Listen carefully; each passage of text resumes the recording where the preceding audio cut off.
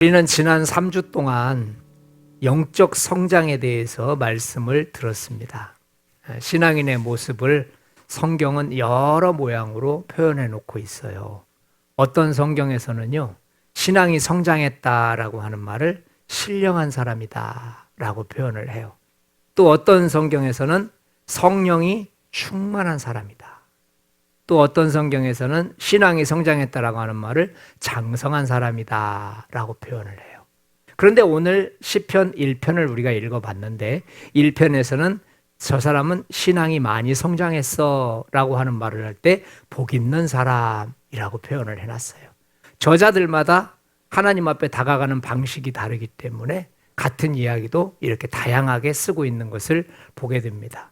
복 있는 사람은 하나님께서 주신 복을 받은 사람입니다.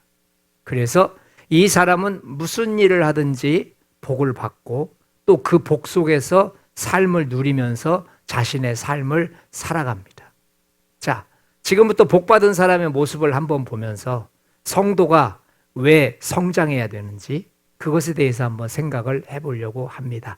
우리 한번 1절 말씀 한번 같이 읽도록 하지요. 복 있는 사람은 악인들의 꾀를 따르지 아니하며 죄인들의 길에 서지 아니하며 오만한 자들의 자리에 앉지 아니하고. 성도가 영적인 성장을 이룰 때 악에서 떠난 생활이 가능하기 때문에 그렇습니다. 우리가 성장하지 않는다면 우리는 악에서 떠난 생활을 할 수가 없어요. 그런데 신앙이 성장하고 나면 어떤 악인들이 와도 어떤 죄인들이 나를 넘어뜨리려고 해도 또 어떤 오만한 자가 나를 유혹해도 넘어지지 않습니다. 성경은 매 순간 전쟁할 때마다 이기는 상황들을 깊게 기록해 놓고 있어요. 사무엘하 8장 6절에 보면은 여호와께서 다윗이 어디로 가든지 이기게 하셨더라. 여러분, 이런 표현들은 다윗이 싸울 때마다 이겼다는 겁니다. 어디로 가든지 이겼다. 사무엘하 8장 14절 말씀에 보니까 여호와께서 다윗이 어디로 가든지 이기게 하셨더라. 똑같은 이야기들을 계속해서 쓰고 있어요. 역대상 18장에 가보니까 여호와께서 다윗에게 어디로 가든지 구원을 그리고 승리를 주시니라. 이런 전쟁을 뭐라고 하죠? 싸울 때마다 이기는 전쟁. 절대 패배가 없는 전쟁. 이런 전쟁을 성경에서는 여호와의 전쟁이라고 합니다. 한번 따라서 해봅시다. 여호와의 전쟁.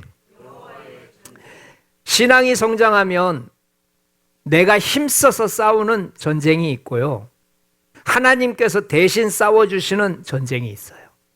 그런데 신앙이 성장하면 성장할수록 항상 내가 싸우기보다는 하나님께서 대신 싸우도록 해주십니다.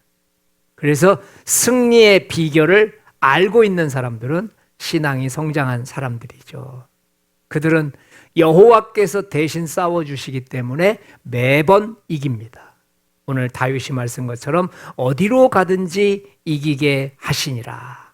여러분, 성경 속의 인물들은 여호와의 전쟁을 능숙하게 했던 사람들이에요.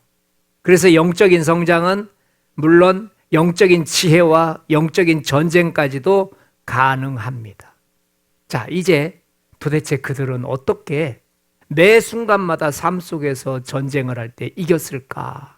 그 비결에 대해서 나옵니다. 우리 2절 말씀 한번 읽어보겠습니다. 오직 여호와의 율법을 즐거워하여 그의 율법을 주야로 묵상하는도다.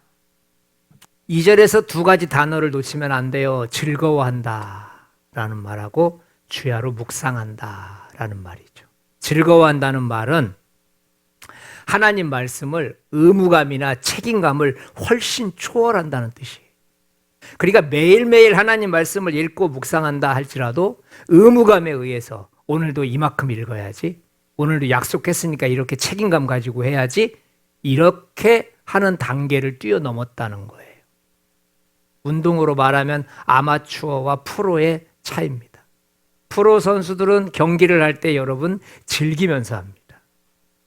축구 선수들 보세요. 공을 가지고 놀잖아요. 그런데 아마추어 선수들은요, 최선을 다해서 싸웁니다. 젖먹던 힘까지 다 해가지고 모든 힘을 다해서 경기에 임합니다. 축구 선수가 축구를 즐기면서 한다는 것은 축구공과 자기가 한 몸이 됐다는 거예요. 성경 속 인물을 연구하다 보면 한결같이 즐기면서 영적 전쟁을 했던 사람들이에요. 다니엘 한번 생각을 해보세요. 사자굴 속에서 사자와 싸우기 위해서 안간힘을 쓰고 있는 모습이 나옵니까? 사자굴 속에서 살려달라고 최선을 다해서 기도하는 모습이 나오나요? 다윗이 골리앗을 만났을 때 골리앗 이기게 해달라고 막 최선을 다하고 골리앗 저놈 내가 반드시 이겨야 돼. 여러분 땀 뻘뻘 흘리면서 싸우던가요? 즐기는 사람들은 두려움이나 무서움을 가지고 있지 않아요. 왜요? 이미 말씀과 한 몸이 됐기 때문이에요. 여러분과 저에게 하나님의 말씀이 즐거움의 대상이 되시기를 축원드립니다. 이 즐거움의 대상이 됐을 때 여러분과 저는 철저하게 악에서 떠난 생활이 가능해요. 악이 오면 축구공 다루듯이 살살 굴리다 버려버리는 거죠. 그런데 그렇지 않으면 이 악이 왔을 때 그걸 띄어내게 해주세요. 없애게 해주세요. 멸망하게 해주세요 하면서 계속해서 여러분과 제가 노력하고 싸울 수밖에 없다는 것이죠. 그래서 이 즐거워한다라고 하는 말은요, 이미 말씀과 한 몸 됐다는 뜻이에요. 여러분 시편 1편의 말씀이 이번 한 주간 동안 우리와 한 몸 되시기를 축원드립니다. 그럼 주야로 묵상한다라고 하는 말은 무슨 말일까요? 왜 말씀을 주야로 묵상해요? 많이 외우고 싶어서 그럴까요? 영적인 성장을 이룬 사람들이 말씀을 주야로 묵상하는 이유는 두 가지 때문이에요. 첫 번째는 악인들 때문이에요. 죄인들 때문이에요.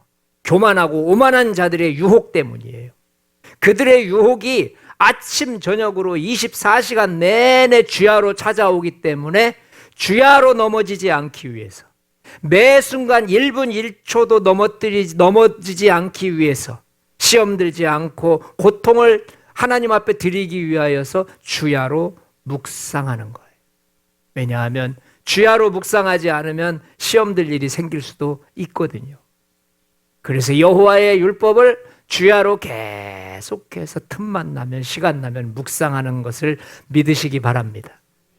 영적인 성장을 이룬 사람들이 말씀을 주야로 묵상하는 두 번째 이유는 하나님의 말씀을 통해서 자신의 존재 가치가 더 깊게 느껴지기 때문이에요.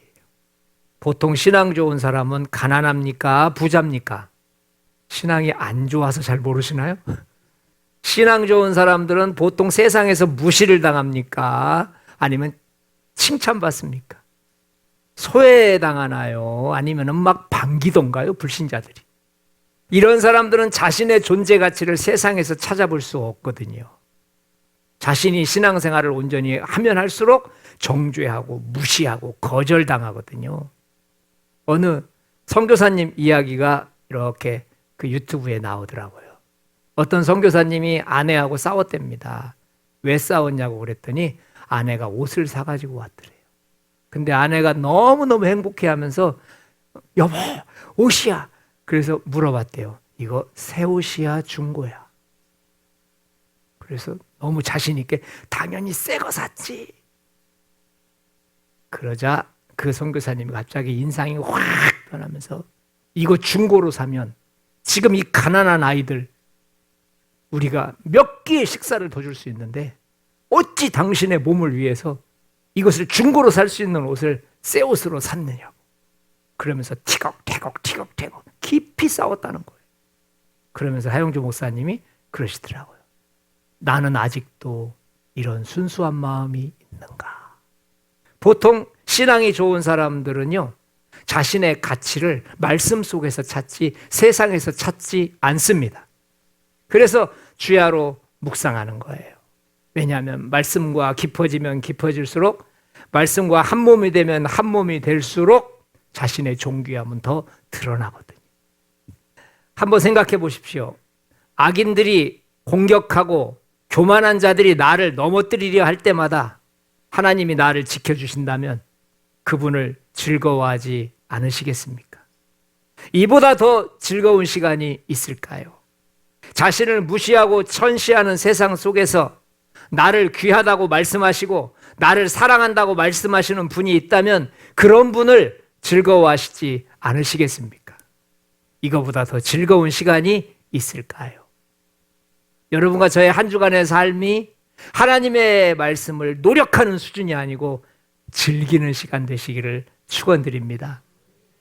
자, 우리 3절 한번 읽어봐요. 왜 영적인 성장이 이루어져야 할까요? 그는 시냇가에 심은 나무가 철을 따라 열매를 맺으며 그 잎사귀가 마르지 아니함 같으니 그가 하는 모든 일이 다 형통하리로다. 성도가 영적인 성장을 이룰 때 자신이 하는 모든 일이 다 형통하게 되기 때문에 그렇습니다. 중요한 단어가 나오지요. 그가 하는 모든 일이 다 형통하리로다. 말씀은 이래도 여러분과 저의 삶이 정말 매 순간 형통합니까? 아닙니다. 절대로 매일매일 형통하지 않습니다.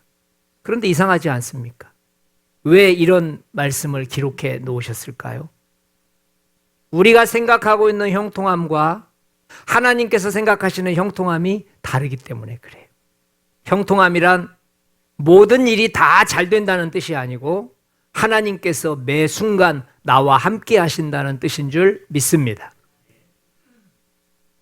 요셉의 경우를 한번 생각해 봐요. 창세기 39장 2절에 보면은요.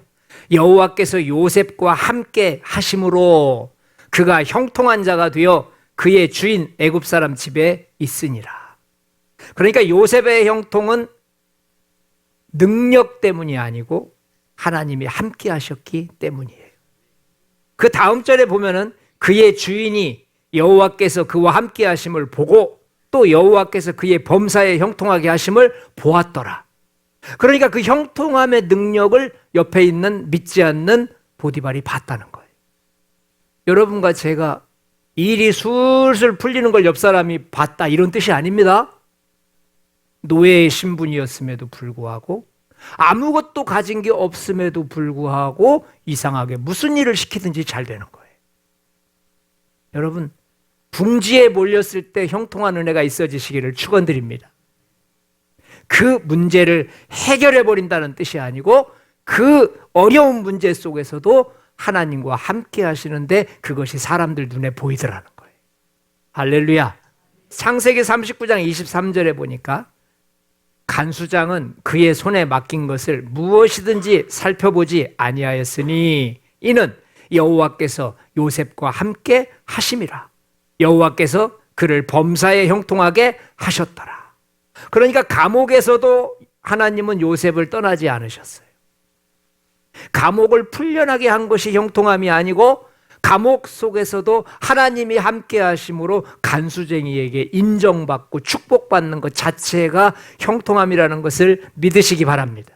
그래서 형통함은 환경의 결과가 아니고 하나님과 동행한 결과예요. 이번에는 한번 반대 입장으로 한번 가볼게요. 성도가 영적인 성장을 하지 못할 때 그럼 어떤 일이 벌어지는데요? 왜 자꾸만 성경은 이곳저곳에서 육신을 벗어버려라, 영적으로 성장해라, 세상을 본받지 말라 이런 이야기를 왜 하실까요? 이런 문제들이 생기기 때문에 그렇습니다. 우리 4절 말씀 한번 읽어보겠습니다. 악인들은 그렇지 아니하며 오직 바람에 나는 겨와 같도다. 성장하지 않고 육신적으로 그대로 살아간다면 바람에 날리는 겨처럼 자기의 의지와 상관없이 살아가게 돼요. 로마서 7장에 보니까 17절 18절을 제가 한번 읽겠습니다. 이제는 그것을 행하는 자가 내가 아니요 내 속에 거하는 죄니라. 내 속 곧 내 육신에 선한 것이 거하지 아니한 줄을 아노니 원함은 내게 있으나 선을 행하는 것은 없노라. 내가 원하는 바 선은 행하지 아니하고 도리어 원하지 아니하는 바 악을 행하는도다. 오호라 나는 공고한 사람이로다. 이 사망의 몸에서 누가 나를 건져내랴. 사도 바울이 예수님을 깊이 있게 만나기 전에 그의 육신적으로 싸우고 있는 내적 싸움을 그대로 드러내고 있는 게 로마서 7장이에요. 여러분과 제가 만약에 1절 말씀처럼 악인들은 그렇지 아니하며, 이게 얼마나 무서운 얘기예요. 그렇지 않다라고 하는 말은 의인들이 걸어가는 길과는 전혀 다른 길을 걷고 있다라는 뜻이에요. 의인들은 이렇게 걷고 있는데 악인들은 그렇지 아니하며 정반대에서 걷고 있어요. 그러니까 예수님을 믿고 구원은 받았지만 육신의 유혹을 이기지 못하고 여전히 죄 가운데에서 살아가고 있는 성도의 모습이지요. 그런데 이것도 계속 마지막까지 이렇게 살면 안 된다는 거예요. 왜냐? 비록 구원받았다라고, 나는 이제 천국 간다라고 하면서 계속 세상적으로 또 이런 어떤 하나님이 싫어하시는 일들을 감당했을 때 바람에 나는 겨와 같이, 겨는 자기 마음대로 못 다닙니다. 바람이 부는 대로 가는 겁니다. 나는 이제 하나님 뜻을 위해서 살아야지. 근데 바람이 슉 불어요. 엉뚱한 쪽으로 가는 거예요. 하나님 이거 싫어하실 텐데 바람이 슉 불어요. 하나님이 싫어하시는 그걸 또 하고 있어요. 여러분과 제가 신앙이 성장하지 않고 계속해서 육신적으로 놔둔다면은 바람에 나는 겨처럼 내가 하고 싶은 일을 위해서 가는 것이 아니고 바람이 시키는 대로, 세상이 시키는 대로 갈 수밖에 없기 때문에 우리는 때가 되고 시간이 되면 반드시 육신을 벗고 영적인 성장을 해야 된다는 것을 믿으시기 바랍니다. 우리 한 절만 더 읽어봐요. 5절입니다. 그러므로 악인들은 심판을 견디지 못하며 죄인들이 의인들의 모임에 들지 못하리로다. 성장하지 않고 육신적으로 계속 산다면 어느 정해진 시간이 되었을 때 반드시 분리되는 날이 찾아와요. 성경은 하나님의 진노를 두 가지로 표현해요. 징계라고 하는 단어와 심판이라고 하는 단어예요. 징계는 하나님 앞에 매를 맞을 때 후회하고 다시 돌아올 수 있는 기회를 주시는 거예요. 그런데 심판이라고 하는 말은 아무리 후회하고 아무리 하나님 앞에 돌아오고 싶어도 돌아올 기회가 사라져버린 것을 말해요. 우리는 많은 시간들을 하나님 앞에 매를 맞기도 하고 하나님의 고난 속에서 흔들리기도 합니다. 그런데 여러분, 지금은 심판이 되어져서는 안 되고 징계가 되어져야 돼요. 잘못됐다라고 느낄 때 바로 하나님 앞에 돌아가는 저와 여러분들 되시기를 축원드립니다. 지금은 이렇게 함께 웃고 함께 지내지만 어느 그날이 되어지면 전혀 다른 그룹에 속한다는 거예요. 악인들은 심판을 견디지 못하고 죄인들은 의인들의 그룹 속에 들어가지 못할 거라는 거예요. 누가 심판을 좋아하겠습니까? 누가 악인들의 편에 서고 싶겠습니까? 그런데 지금처럼 변하지 않고 세상 속에 계속 물들어 살다 보면 반드시 하나님 앞에서 징계받는 것으로 끝나지 않고 심판받게 되는 날이 찾아올 거라고 성경에 기록되어 있잖아요. 우리의 구원이, 한 번 얻은 구원이 마지막까지 간다라고 하는 그 말이 우리를 얼마나 세상적인 사람으로 만드는지 몰라요. 보험증서 딱 갖다 놓고 당신 예수 믿지? 괜찮아. 무슨 짓을 해도 당신 구원받아. 이렇게 말하는 부류와 당신이 구원받았다면 그렇게 행동할 수는 없지. 이렇게 말하는 부류가 함께 있습니다. 물론 성경에는 두 가지가 다 나옵니다. 저는 오늘 이 시편 1편을 한 번 구원받으면 된 거지, 세상에서 때를 못 벗었다고 우리가 설마 잘못되겠어? 이것이 위험 신호라는 것을 말씀드리는 거예요. 여러분, 구원 얻은 사람, 하나님의 백성이 된 사람이 하나님의 뜻대로 사는 것을 싫어할까요? 저는 주님 사랑합니다라고 하는 사람이 오늘도 육신이 약가에서 넘어졌습니다. 그것을 어떻게 10,000번 이상 할 수 있을까요? 관심이 없다는 뜻이 아닐까요? 많은 시간 하나님의 말씀 없이 내 마음대로 살다 보면 이제 내 마음인데도 불구하고 내 마음대로 움직이지 못할 날이 찾아온다는 거예요. 지금처럼 마음만 먹으면 금방이라도 하나님께 돌아갈 수 있을 때 바로 그때가 하나님께 돌아갈 시간이라는 것을 믿으시기 바랍니다. 전도하다 보면은 마음이 있는데도 돌아오지 못하는, 아예 돌아간 사람들이 있어요. 예수님 이야기하다 보면은요, 저도 왕년에 교회 다녔어요. 자기가 입으로 얘기를 해요. 그런데 왜 지금은 안 다니세요? 교회 그딴 곳 안 다녀요. 그러니까 이제 돌아갈 수 있는 마음까지도 사라져버린 거예요. 여러분, 오늘 5절 말씀은 바로 그거예요. 죄인들이 의인들의 모임에 들지 못하리로다. 나도 의인 그룹에 들어가고 싶어. 그런데 내 마음대로 안 되는 거예요. 그럴 날이 올 거라는 거예요. 여러분, 속히 우리가 육신을 벗고 영적으로 성장해야 될 줄 믿습니다. 6절 말씀 한번 읽어봐요. 무릇 의인들의 길은 여호와께서 인정하시나 악인들의 길은 망하리로다. 성장하지 않고 육신적으로 계속 살아가면요, 우리 인생의 마지막은 멸망으로 끝나고 말 것이기 때문이에요. 5절에서는 심판이라는 말을 썼고 6절에서는 멸망이라는 말을 썼어요.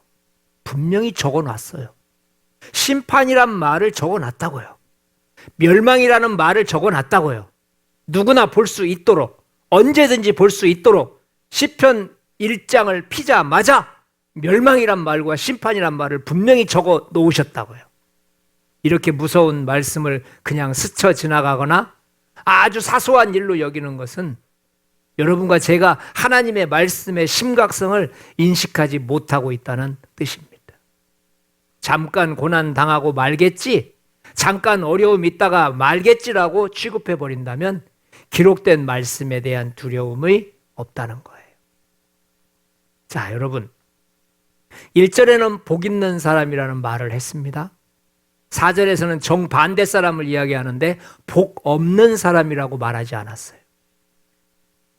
복 있는 사람이라고 말을 했다면 복 없는 사람이라고 말을 해야 되잖아요.